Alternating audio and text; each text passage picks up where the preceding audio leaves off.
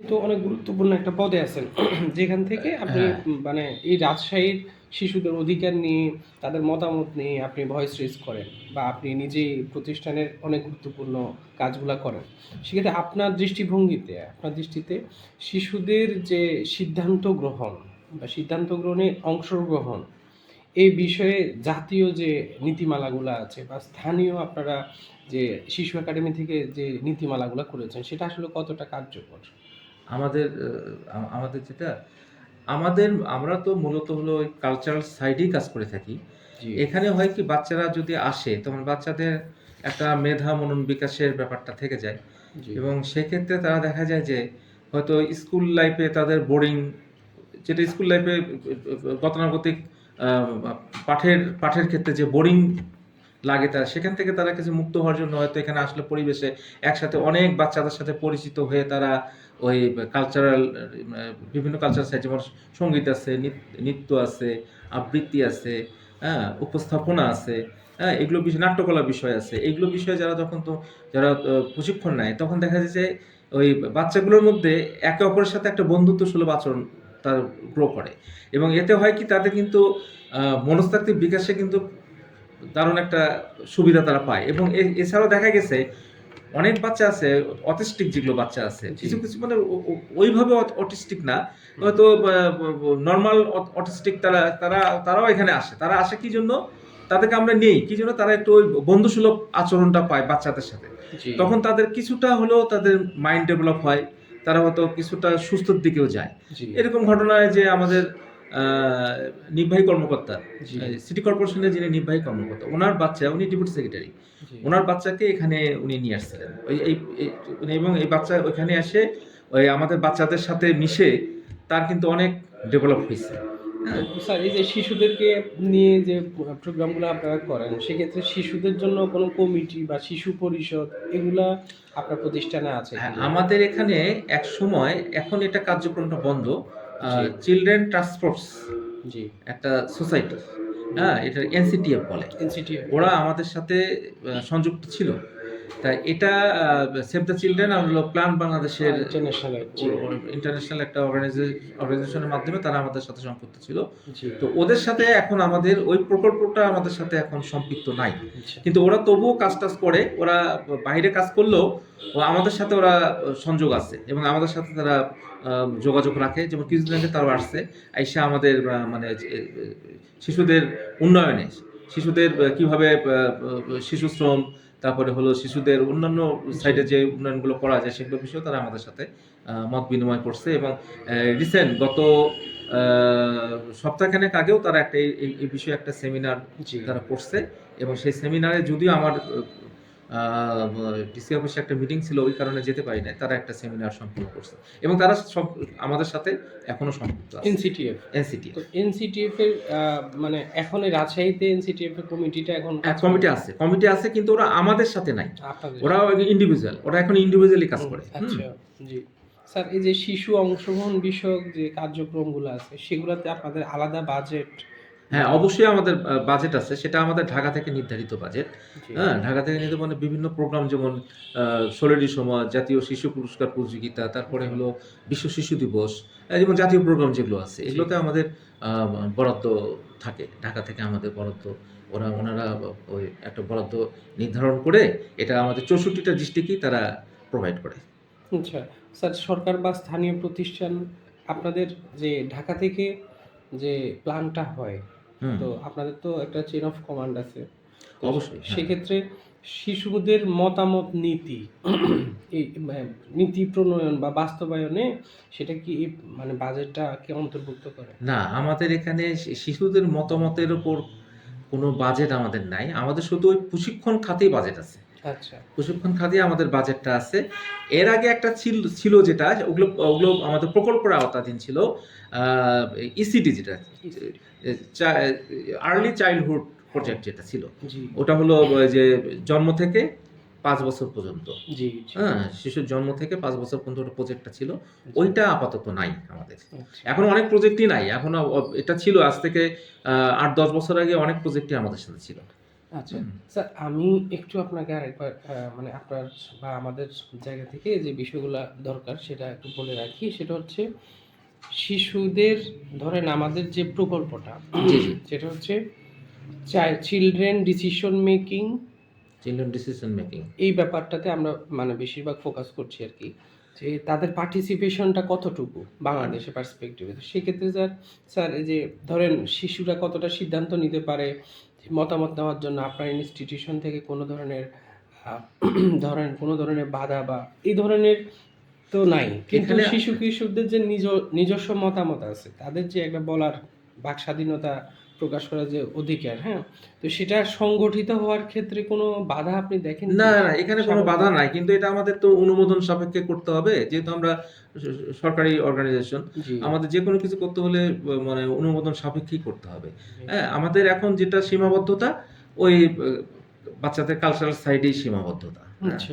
এবং এখানে একটা প্রাক প্রাথমিক প্রতিষ্ঠানও আছে আছে, ওখানে আমি লেখা আছে জি দেখবেন, জি। প্রাক প্রাথমিক। এখানে আমরা ওই বাচ্চাদেরকে 2 বছর থেকে 4 বছর পর্যন্ত যারা আসে তাদেরকে আমরা এখানে ওই স্কুলে যাওয়ার আগে যে পার্টটা দেওয়া হয় সেটা আমরা এখান থেকে করে থাকি। কয়টা থেকে কয়টা? এটা সকাল 9টা থেকে 11টা পর্যন্ত হয়, কিন্তু এখন আমাদের নতুন বছর শুরু হচ্ছে, জি। ওই জন্য নভেম্বরে আমাদের ক্লাস শেষ হয়ে গেছে।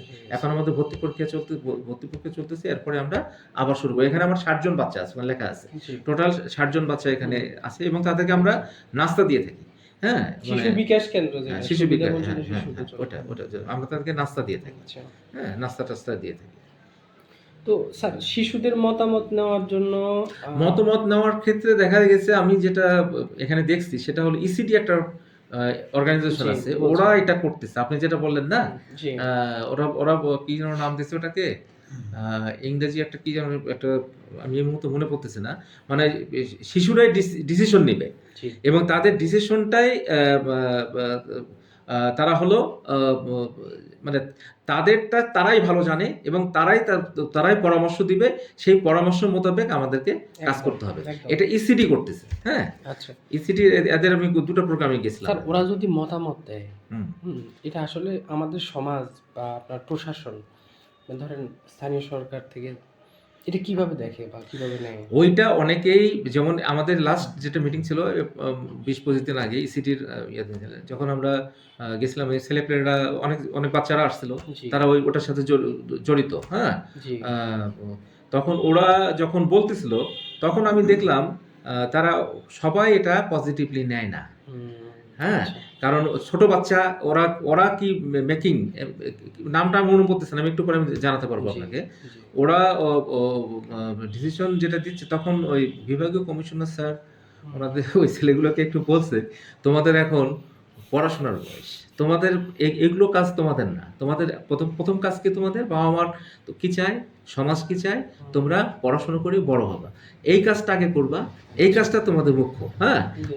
এই মানে ইয়াটা বলতেছিল ওখানে। হ্যাঁ, তাহলে শিশুদের যে নেতৃত্ব বা ওদের নেতৃত্বকে আমিও তো পজিটিভলি দেখি। আমি আমার দিক থেকে আমার কোনো ইয়া নাই, তারা বলতেই পারে তাদের আচ্ছা। তাদের সমস্যার কথা তারা বলবে, তাদের সলিউশনের কথাও তারা বলবে, আমরা কি পেলে আমরা সলিউশন হব। জি। হ্যাঁ, কিন্তু সেটা সবাই ওই স্বাভাবিকভাবে নেয় না, অনেকেই স্বাভাবিকভাবে নিতে চায় না। শিশুরা যখন ওদের মতামত প্রকাশ করে, সেটা আসলে কতটা গোপন থাকে, বা এটা আপনার প্রতিষ্ঠানে কোনো একটা শিশু আপনার কাছে এসে কোনো একটা মতামত দিল, কোনো একটা অভিযোগ করলো বা কোনো একটা বিষয়ে সে নেতৃত্ব দিল, আচ্ছা আচ্ছা, এটা আপনার প্রতিষ্ঠান হোক বাইরে হোক, আপনার অভিজ্ঞতা থেকে স্যার, কতটা আসলে সেটা নিরাপত্তা বা গোপনীয়তা জায়গা থেকে? আমাদের এখানে যেটা বলবে সেটা পুরোপুরি নিরাপদ আচ্ছা। হিসাবে তাকে আমরা ইয়ে করবো। হ্যাঁ, স্যার, আপনি কি মনে করেন বর্তমানে বাংলাদেশ, যেহেতু আপনি অনেক জায়গায় কাজ করতেছেন, বাংলাদেশে এই যে শিশুদের মতামত দেওয়া, এই জায়গাটা কি উন্মুক্ত আছে নাকি এখনো সীমাবদ্ধ? সীমাবদ্ধ আছে এটা এখন। সীমাবদ্ধ আছে। এটা তাহলে ইয়াকে দিতে হবে, বুঝলে, ফটো স্টার্ট করে স্বাক্ষর করে স্যার, ওই কমিশনার অফিস থেকে ফোন দিয়েছিল। হ্যাঁ, কেন? নতুন কমিশনার স্যার আসছে, হ্যাঁ, তো উনি জেলার যে অফিস প্রধান হ্যাঁ। তাদের নাম এন্ট্রি করতেছে আর কি। আচ্ছা আচ্ছা, দিয়ে দাও। আমি বললাম যে স্যারের ভিজিটিং কার্ড আমি ছবি তুলে আপনাকে পাঠাই দিই। দিয়ে দাও ভিজিট কার্ড। হ্যাঁ হ্যাঁ, এই একটু পরে আসো তুমি, 5 মিনিট বসো একটু। 5 তো মিনিট পরে স্যার, আসো। শিশুরা তাদের অধিকার ও দায়িত্ব সম্পর্কে সচেতন মনে হয়েছে এই রাজশাহীতে? হ্যাঁ, অধিকার সম্পর্কে অবশ্যই সচেতন তারা, এবং আমরা যে প্রোগ্রামগুলো করি, জি। অধিকার নিয়ে যে প্রোগ্রামগুলো করি, সেখানে আমরা স্কুল ভিত্তিক যে বাচ্চাগুলোকে আমরা আমন্ত্রণ জানাইছি। জি। তাদের কথাবার্তা, তাদের ডিবেটিং, হ্যাঁ, সবকিছু দেখে আমরা অনেকটা আমরা আশ্বস্ত তারা তাদের অধিকার সম্পর্কে সচেতন। তো তাদের নেতৃত্ব বিকাশ বা আপনার ধরেন তাদের দক্ষতা বৃদ্ধির জন্য আপনার এই প্রতিষ্ঠান থেকে আপনারা কিছু করেন কি? আমাদের করার অনেক দক্ষতার জায়গাগুলো স্যার বলছেন যে হ্যাঁ। আপনার নাচ, হ্যাঁ গান, হ্যাঁ এটা হলো কালচার সেটে, মানে এটার জি। সাথে আবার মাইন্ড রিক্রিয়েশনের ব্যাপারটা আছে। মাইন্ড রিক্রিয়েশন হলে কিন্তু আনন্দটা, জি, মানুষ যখন আনন্দ পাবে কোনো কাজের মধ্যে, সে আনন্দ থেকে কিন্তু অনেক কিছু তৈরি করতে পারবে। তৈরি করতে পারবেন। হ্যাঁ, যেটা রবীন্দ্রনাথ বলেছে, আনন্দের সাথে পড়াশোনা। হ্যাঁ, জি, মানে আমরা যদি আনন্দের সাথে সবকিছু করতে পারি, সে আনন্দটা তুই দিতে পারি, তাহলে কিন্তু তারা তাদের মাইন্ড কিন্তু ডেভেলপ করবে। হ্যাঁ, সেই কাজটা আমরা করতেছি শিশু একাডেমি থেকে। আর নেতৃত্ব বিকাশে স্যার? নেতৃত্ব বিকাশে এখন শিশুদের নেতৃত্ব বিকাশে, জি, জি। শিশুদের নেতৃত্ব বিকাশে আমরা এখনো ওইভাবে আগাতে পারি নাই।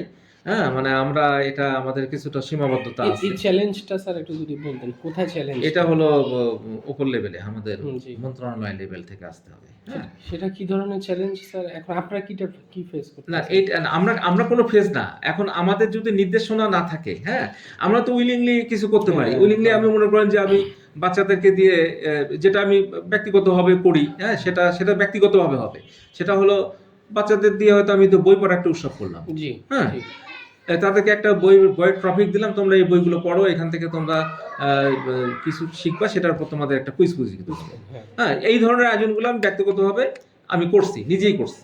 আমি কুড়িগ্রামে বিশাল আয়োজন করে করছি এটা। কুড়িগ্রামের বাচ্চারা প্রায় 200 বাচ্চা তারা অংশগ্রহণ করছে, এবং আমরা প্রত্যেকটা বাচ্চাকে আমরা পুরস্কৃত করছিলাম। মানে তারা এতটা আগ্রহী ছিল, এতটা স্বতঃস্ফূর্ত ছিল এই বই পড়ার বিষয়ে। বই পড়ার প্রতি আগ্রহ, মানুষের আগ্রহ নেই, কারণ এখন হলো মোবাইলের যুগ আসাতে তারা হলো ওই সাইডে চলে গেছে। কিন্তু আমি ওই আয়োজনটা তারা খুব ভালোভাবে নিয়েছে, এটা ধরে রাখা এবং ভালোভাবে নিয়েছিল। আরেকটা কারণ, বাচ্চারা কিন্তু একটা পেন্সিল পেলে খুশি হয়। হ্যাঁ, আপনি যদি একটা বাচ্চাকে একটা পেন্সিল দেন কিংবা একটা চকলেট দেন, হ্যাঁ। তাতে কিন্তু তারা খুশি। হ্যাঁ, আমি তখন ওখানে একটা ঘোষণা দিয়েছিলাম যে তোমরা সবাই পুরস্কৃত হবা। হ্যাঁ। হ্যাঁ, কোনো বাচ্চা পুরস্কার থেকে বঞ্চিত হবে না, সবাই পুরস্কৃত হবে।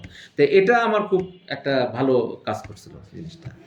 স্যার আপনার তো অনেক অভিজ্ঞতা, 26 বছরের বলছিলেন মনে হয়। 26 বছর এই হয়েছে। অভিজ্ঞতা থেকে একটু যদি শেয়ার করতেন যে ওই শিশুদের ধরেন আপনার কাছে একটা মতামত দিল বা কোনো একটা প্রস্তাব দিল, কোনো একটা শিশু এসে, তো সেটা আপনি বাস্তবে মানে প্রতিফলন করছেন, এরকম একটা উদাহরণ বা দু একটা বিষয় গল্প? বাস্তবে প্রতিফলনের বিষয় সেটা হলো আমার ওই যেমন পাশে একটা স্কুল আছে।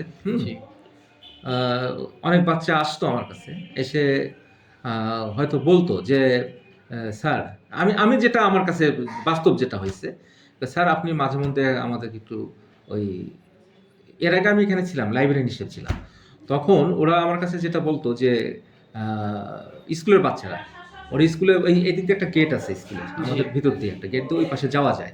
তো ওই আমিও ওদের স্কুলে মাঝে মধ্যে যেতাম, তখন জি। ওদের দিকে আমার প্রতি আকৃষ্ট হলো, এবং তারা আমাকে বললো স্যার আপনি ওই মাঝে মধ্যে আমাদের যদি ওই বিভিন্ন রকম প্রতিযোগিতার আয়োজন করেন, মানে যেমন মেধাভিত্তিক প্রতিযোগিতা, এই জিনিসগুলো তারা আমার কাছে চাইতো, এবং সেটা আমি আয়োজন করে দিচ্ছি, এবং তাদেরকে আমি নিজে ব্যক্তিগতভাবে আয়োজন করছি। এবং সেই ছেলে, এখন যে ছেলেটার কথা বলতেছি, জি, সেই ছেলেটা এখন মেডিকেল কলেজে পড়তেছে। হ্যাঁ, গ্রেট। সে অনেক উপরে উঠে গেছে সে। এবং ওই ছেলেই নেতৃত্ব দিত, মানে ওই ওই ওই ওই গ্রুপের যে নেতৃত্ব দেওয়াটা সেই দিত। এই যে শিশুদের অংশগ্রহণ আপনাদের সাথে এত মানে ইন্টারকানেক্টেড, যার কারণে আপনারা কোনো কিছু মানে ইমপ্লিমেন্টেশন করলে তারা সাকসেস হচ্ছে। তো স্যার এই যে শিশুদের যে আহ, এই যে অংশগ্রহণটা, এটা বড়রা কি চোখে দেখে?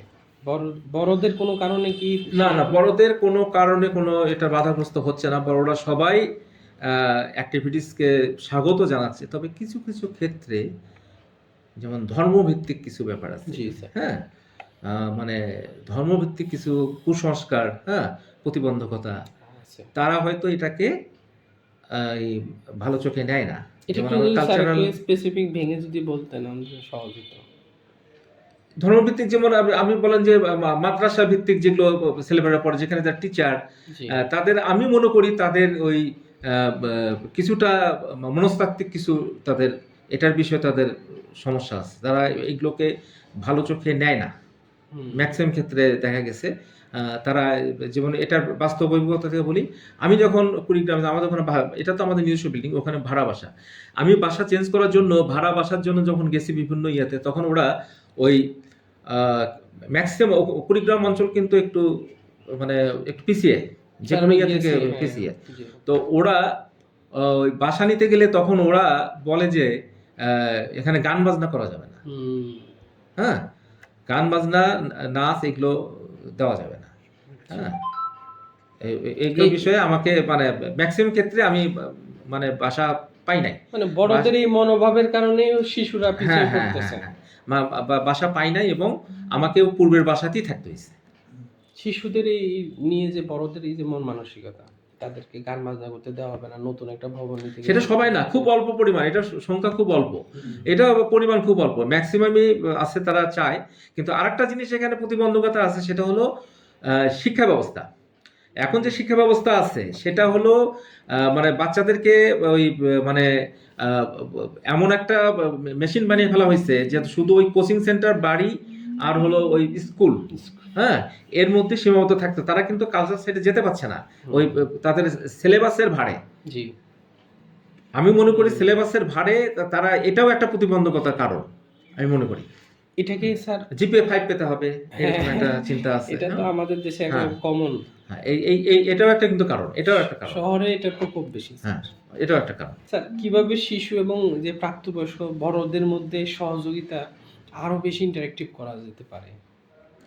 এটা হলো মানে আসলে এটা আসে হলো ইন্টারেক্টিভ যেটা বলতেছেন, এটা হলো কালচারাল সাইড থেকে আসে আমি মনে করি। মানে একজনের সাথে আরেকজনের বসে গল্প করা। জি, অনেকে আছে ওই দেখবেন ওই বাড়িতে যায় 5 ওয়াক্ত নামাজ পড়ো, জি, হ্যাঁ, পড়তে বসো, পরিবেশগত যেটা। হ্যাঁ, এটা পরিবেশ। হ্যাঁ, উনি যেন বলেন একদম পরিবেশ, আপনার পরিবেশ যদি ওইভাবে তৈরি করা যায় তাহলেই হবে, হ্যাঁ, তাছাড়া সম্ভব না। স্যার আপনি তো একটা ইনস্টিটিউশনাল জায়গা থেকে শিশুদের অধিকার নিয়ে কাজ করতেছেন, একটা সরকারি প্রতিষ্ঠান থেকে। এরকম এই অঞ্চলে এরকম কোনো ব্যক্তি আছে কিনা যে হলো শিশু অধিকার বা শিশুদের যে কোনো বিষয় নিয়ে সে কাজ করতেছে ইন্ডিভিজুয়াল? আচ্ছা, তাহলে আমি বলতে হয় সেটা হলো আপনার স্টুডেন্ট বয়সে আপনাদের চেয়ে কম হবে, আমি তার কথাই বলবো। তাকে আমরা এখানে সম্বর্ধনা দিছি, তাকে আমরা বিশ্ব শিশু দিবসে একটা গিফটও দিছি তাকে, হ্যাঁ, এবং সেটা ডিসি স্যারের মাধ্যমে তার হাতে তুলে দেওয়া হয়েছে। যে ছবিটা আপনি ইয়েতে পাবেন, আপনাদের পেজে, ফেসবুকে। হ্যাঁ, সেটা আমি দিচ্ছি আপনাকে। এটা আমারটা। ও, এটা আপনার? আচ্ছা, ও মেয়েটার নাম হলো মিম, এই যে হ্যাঁ, আপনারটা। মিম। হ্যাঁ, মিম। আচ্ছা, ও একটা স্বপ্নবৃত্ত নামে একটা স্কুল করছে, হ্যাঁ। স্বপ্নবিদ, হ্যাঁ। স্কুল মানে সে স্টুডেন্ট হলো রাজশাহী মহিলা পলিটেকনিক ইনস্টিটিউটে আর্কিটেক্টকে বিষয়ে সে পড়াশোনা করতেছে। জি, হ্যাঁ, সে হলো ব্যক্তিগত উদ্যোগে টিউশনি করে ছেলের মেয়েটা। ও ব্যক্তিগত উদ্যোগে সে হলো একটা স্কুল চালায়, আর সেই স্কুলে গরিব বাচ্চারা আসে এবং তাদেরকে সে এবং তার সাথে আরও কিছু বন্ধু, তারা কয়েকটা বন্ধু মিলে তারা জি, এই স্কুলটা চালায় এবং তারা ওই শিশুদের সাথেই কাজ করতেছে, মানে প্রতিনিয়ত শিশু, এবং তারা শিশুদের জন্য যেটা প্রয়োজনীয় জিনিসগুলো, জনসমাজ বই পুস্তক থেকে শুরু করে এগুলোও তারা দিয়ে থাকে।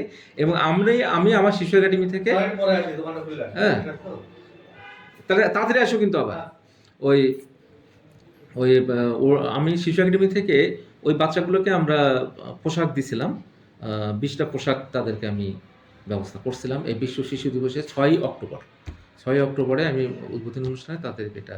খুব ভালো ইনিশিয়েটিভ স্যার। আচ্ছা, ওই মেয়ের আমি ইয়ে দিতে পারি আপনাকে, আপনি একটু যদি ইয়ে চান তাহলে আমি দিয়ে দিই। জি স্যার, সমস্যা নেই। আমি আলোচনা শেষে আপনাদেরকে নিতেছি। আচ্ছা। স্যার, আমরা এই যে এদের সম্পর্কে পরিবার, সমাজ বা প্রতিষ্ঠান, আপনাদের মনোভাব তো খুবই ভালো, হ্যাঁ, বসেন। কিন্তু এরা কাজ করতে গিয়ে, শিশুদেরকে নিয়ে কাজ করতে গিয়ে কোনো চ্যালেঞ্জের মুখোমুখি হয় কি?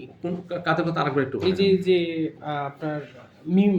মিম। হ্যাঁ, আচ্ছা, মিমের ক্ষেত্রে আমি দেখছি আমার দৃষ্টিতে সবাই অ্যাপ্রিসিয়েট করছে তাকে, সবাই তাকে অ্যাপ্রিসিয়েট করছে এবং এই কাজটাকে তারা পজিটিভলি নিছে, এটা আমি পাইছি, হ্যাঁ, মানে তার বিষয়ে। এদের জন্য কোনো সহায়তা বা সুরক্ষা? না, এদের কোনো সুরক্ষা কিছু নেই। আমি মাঝখানে ওই যে একটা প্রতিষ্ঠান না, উনি হলো ব্যক্তিগত উদ্যোগে বোধহয় আমাকে রিং দিছিলেন, জি, উনি সম্ভবত ডাক্তার সংগঠন আছে না, জি এই, ড্যাব ড্যাব ড্যাব জি। ড্যাবের উনি একজন লিডার। জি তো উনি বোধহয় ওদেরকে কিছু হেল্প করবে এই কারণে আমাকে এই রিসেন্ট রিং দিছিলেন, তা আমি ওই মিমের সাথে যোগাযোগ করে দিছিলাম। তাদের ঝুঁকি বা চ্যালেঞ্জগুলোকে কিভাবে মিটিগেট করা যায়, মোকাবেলা করা যায় কিভাবে?